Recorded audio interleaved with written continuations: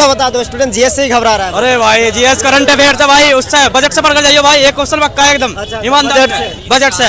और भाई पॉलिटी से पढ़ के जाइए, पॉलिटी से भैया कॉन्स्टिट्यूशन और अमेंडमेंट पढ़ के जाइए, आराम से हो जाएगा। हिस्ट्री का बता दो क्या रहा है। हिस्ट्री का तो भाई, हिस्ट्री तो ना कहाँ से पूछ रहे हैं। एक बायो से क्वेश्चन था, ठीक है ना।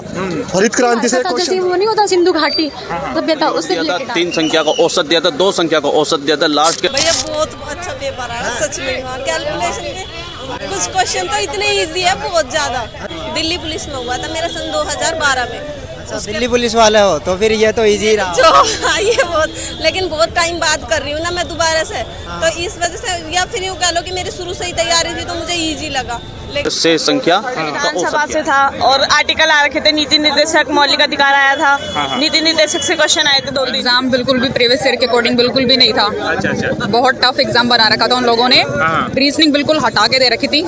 तो जय हिंद दोस्तों, जैसा कि अभी आपने आरपीएफ कांस्टेबल का एग्जाम रिव्यू देखा था, और ये एग्जाम रिव्यू जो छोटा सा था, ये आरपीएफ कांस्टेबल का 2 मार्च का एग्जाम रिव्यू था, ठीक है। इसके बाद अगर हम बात करें कि आरपीएफ कांस्टेबल में जो पेपर का जो मॉडल आ रहा है वो किस टाइप से यहाँ पे सवाल पूछे जा रहे हैं, तो यहाँ पर ओवरऑल अगर हम बात करें तो यहाँ पर मॉडरेट टू ईजी ही सवाल पूछा जा रहा है, जैसा कि मैंने हर वीडियो में इसके बारे में बात किया है, ठीक है। अगर आप मेरा पिछले वीडियो देखे होंगे तो उसमें भी मैंने यही बोला था कि यहाँ पर जो पेपर का जो लेवल आएगा वो आरपीएफ एसआई के जैसा सेम ही रहेगा, और सेम टू सेम यहाँ पर वैसा ही सवाल पूछा जा रहा है, ठीक है। इसके बाद अगर हम बात करें कि सारे सिलेबस के बारे में, तो यहाँ पर जीके जीएस का पोर्शंस काफी ज्यादा यहाँ पर पूछा जा रहा है, और जीके जीएस में करंट अफेयर्स से काफी सारे सवाल पूछे जा रहे हैं, ठीक है। तो बात करें अगर करंट अफेयर्स के कौन कौन से वो इंपॉर्टेंट टॉपिक है जो अभी आपको कवर कर लेना, अगर आपका एग्जाम 3 मार्च 4 मार्च या फिर 5 या 6 7 को है, तो अभी आपको कौन कौन सा वो इंपॉर्टेंट टॉपिक्स है जो आपको कवर कर लेना चाहिए, तो वो मैं आपको वीडियो में आगे बताऊंगा, ठीक है।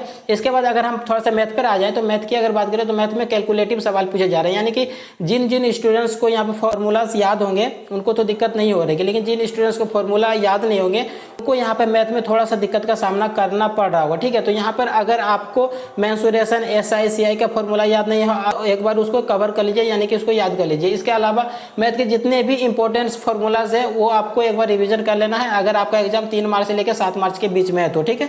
इसके बाद अगर हम बात करें रीजनिंग की, तो रीजनिंग में देखा जाए तो काफी इजी सवाल पूछे जा रहे हैं, हमेशा की तरह यहाँ पे कोई हार्ड सवाल तो पूछा नहीं जा रहा है, ठीक है। तो यहाँ पर अगर हम यहाँ पे मैथ और रीजनिंग, इसके बाद जीके जीएस की अगर बात करें, तो यहाँ पे जब आप एग्जाम सेंटर के अंदर जाओगे, जब आपका पेपर स्टार्ट होगा, तो सबसे पहले मैं आपको यही रिकमेंड करूंगा कि आप रीजनिंग से स्टार्ट करना, यानी कि रीजनिंग को पहले सॉल्व करना, उसके बाद आप जीके जीएस को सॉल्व करना, यानी जीके जीएस से क्वेश्चन पर आना, उसके बाद आप मैथ को सॉल्व करने की कोशिश करना है।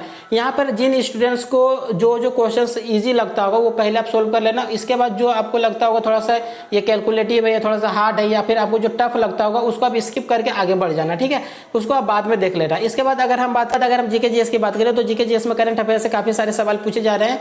तो जीके जीएस में अभी आपको कौन कौन से वो इंपॉर्टेंट टॉपिक है जो आपको कवर कर लेना चाहिए, तो वो मैं आपको बता देता हूँ। तो सबसे पहले आपको ये बताने से पहले मैं आपको ये चीज बता देता हूँ कि 2024 के, यानी जनवरी 2024 के दिसंबर 2024 के जितने भी करंट अफेयर्स है वो आपको एक बार पढ़ लेना है। अगर कोई टीचर लाइव पढ़ा रहा है तो मैं फिर से बता देता हूँ कि वो आपको पढ़ लेना, क्योंकि मैंने ये चीज को पिछले वीडियो में भी बोला था। इसके बाद 2023 के जितने भी करंट अफेयर्स है वो पढ़ लेना। इसके बाद यानी कि 1 जनवरी से लेके 31 दिसंबर 2025 के जितने भी करंट अफेयर्स होंगे उसको आपको एक बार जरूर कवर कर लेना, क्योंकि इससे आपके एग्जाम्स में सवाल पूछे जाते हैं, ठीक है। ऐसे जीके जीएस के इंपॉर्टेंट टॉपिक्स का नाम बताता हूँ जो कि करंट अफेयर्स में आपके सवाल पूछे जाएंगे। तो यहाँ पे सबसे पहले बात करें स्पोर्ट की, तो स्पोर्ट में आपके क्रिकेट, हॉकी, फुटबॉल से काफी सारे सवाल आपको देखने को मिलेंगे। इससे 1 या 2 या 3 सवाल 100% आपके एग्जाम्स में आएंगे, ठीक है।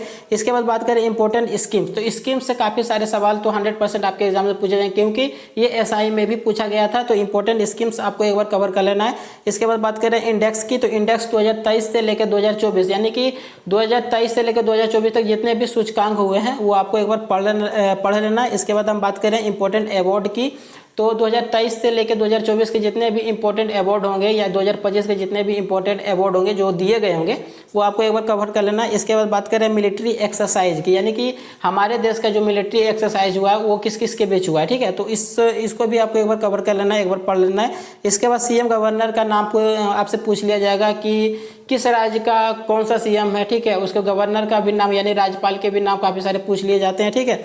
इसके बाद बात करें कि नेक्स्ट जो है वो है कैबिनेट मिनिस्टर, यानी कैबिनेट मिनिस्टर से भी काफ़ी सारे आपके एग्जाम्स में सवाल पूछ लिए जाएंगे। तो ये सारा कुछ इंपॉर्टेंट टॉपिक था जो मैंने आपके साथ शेयर किया, तो ये सारे टॉपिक्स को आपको एक बार कवर कर लेना है।